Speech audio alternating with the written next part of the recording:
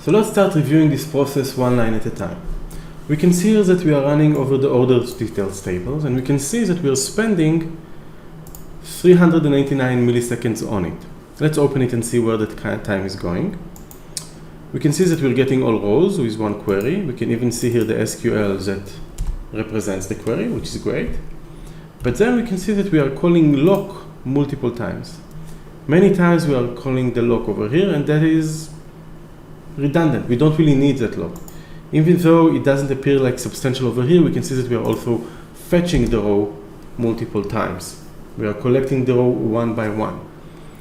So since we're not really updating this table, there's no point of locking here. And since this entire process is not really making a significant update to anything, we can remove its locking and transaction. So let's start by doing that. So we're going to take these two lines out and run the process again.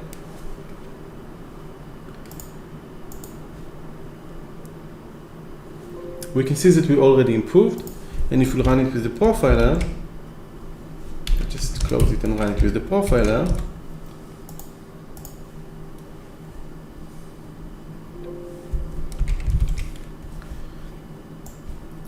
we can see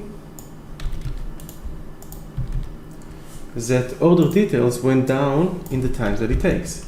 If previously order details accounted for 389 milliseconds, now it only accounts for 24 milliseconds. So this is like a 15 times improvement just by removing the locks. Great, let's see what more we can do, but before we do that, let's make sure that we review the changes that we've made. So let's go ahead and look at category sales. We'll see the changes, and we can see that we removed the row locking and transactions. Great.